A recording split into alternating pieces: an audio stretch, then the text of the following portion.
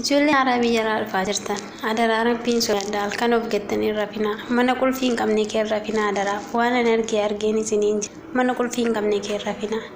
mana jalqaban dhufee mana qulfii nadhaa rukkatanii madaamin kiyya guyyaa lama shukkaa fudhattee natti seentee jirti arraan kana garuu rabbi irkaana baasee jira guyyaa waan na dhukkubuudhaaf guyyaa na dhukkuba jedhee hojii dideedhaaf halkan shukkaa fudhattee natti seente wallaahi rabbumatti irkaana baase ani kana dhuguma dirqaa baas jedhee yaane badaa ijoollee badaa seentinitti seenti halkan yookaan sin ilaaluun dhufe siniin jennaan badaa hin taa'inaa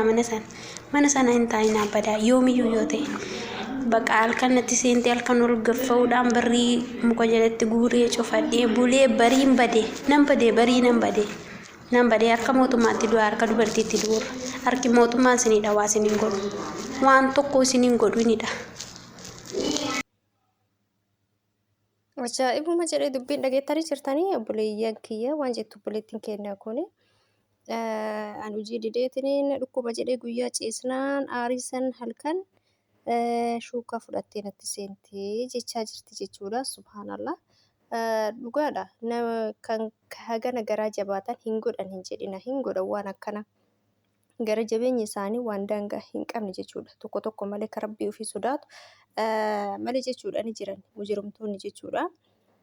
Kanaaf obboleeyyan kiyya dhugaadha yeroo baay'ee jechuudha isaan sijjamman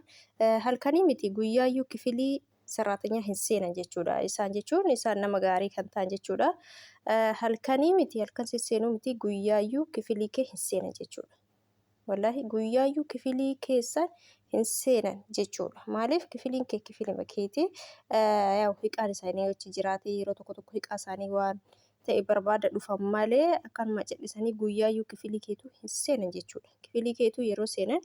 akka mana namaa seenutitti ankoo ka'anii sirratti jechuudha hagati seenaa jettuunitti hin seenan jechuudha isinii galee kanaaf yeroo baay'ee jechuudha. Kifilii namaatu seena yoo nagarii barbaadan kifilii kan warri nagarii barbaadu warri akkas waa shaakku jechuudha kifilii saraatanyaa seenaa fattashaa kummaaf akkas ta'e kanamaa akkas hin sirreessin kummaa akkas xuraa'ee kanamaa akkas hin godhinsi kasiin jedhan hin jiran jechuudha kifilii makee kanaayyuu yaa isaan tokko mootu jechuudha hin seenan jechuudha hattaa yoo kifilii isaan keessa meeshaa isaanii jiraateedha kan seenan malee barbaada hin seenan jechuudha kifilii saraatanyaa baqa akka dhuunfaa keetiitti hagachi jirtu si kennamee jira waan ta'eef kifilii keeti waan ta'eef akkasuma hundan seenan jechuudha garuu halkan nama seenan kun immoo sirrii miti jechuun halkan osoo wayiyyuu barbaadde yookaan meeshaa wayiyyuu barbaada osoo kan seesoo ixodoo ta'e Anamma tiyyatuun jechuudha meeshaa barbaadde waan wayyoo barbaaddeetiin hin jette narratti dawwalti malee kifilii kiyya seentu jechuudha halkan gara kifilii kiyyaa hin dhuftu jechuudha isinii galee miskoolaan na yaamti jechuudha bilbilaan malee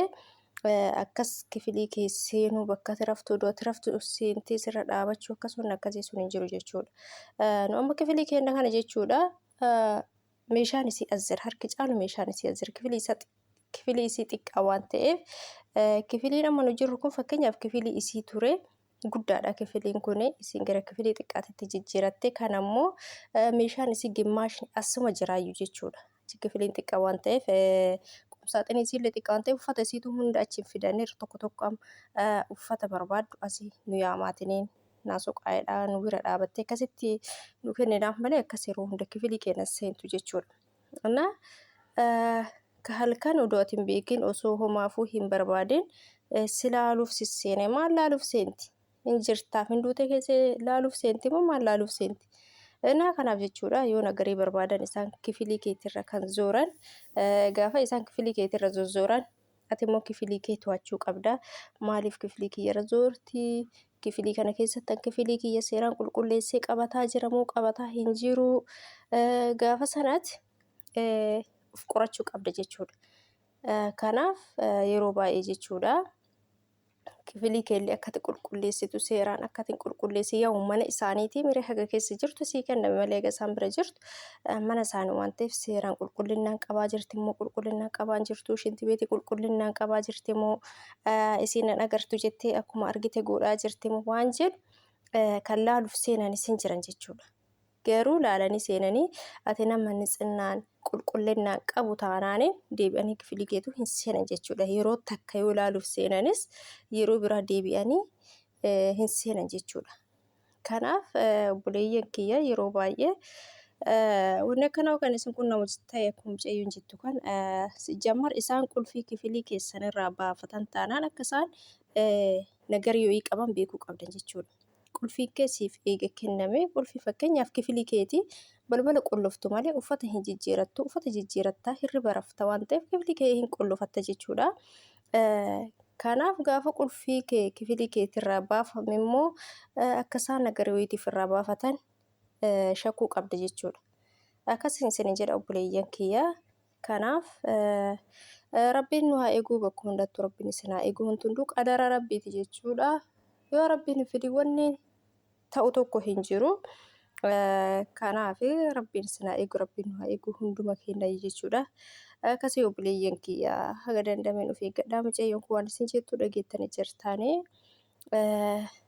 Kanaaf jechuudha ni jiranii warroonni rabbii ofiin sodaannee warroonni miskiinarraa miidhaa ofii ga'uuf deeman jechuudha.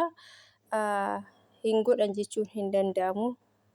Waan akkana hin raawwatan jechuun hin danda'amu ni raawwatanii baay'een isaanii gara jabeeyyiidha jechuudha. Kanaaf of eeggadhaa rabbiin isin haa eeguu isin jedha obboleeyyan kiyya. Isaan yoo isinitti xiiqayan xiiqii san hin dagatan jechuudha. Xiiqii san baafatanitti waan gaarii dagatan malee waan hamaa hin dagatan isaan. Waan gaarii ati goote dagatan malee waan hamaa ati goote hin dagatan jechuudha. Kanaaf obboleeyyan kiyya isaan akkana OTV afaanuma keessaa yoo wal loltanii walitti akkas afaan walitti yoo darbatan hin dagatan jechuudha. Isaan akkanu yeroo saniif wal lollee deebinee dagannu san akkasii miti jechuudha. Hin kaayatan xiiqii isaan maaliif baay'isanii sararaatanya hin sodaatanis waan sodaataniif xiiqii san hin dagatan sirriitti of eeguu jabeessan gaafa wal lolte sanirraa bakka si shakkuu hammeessan.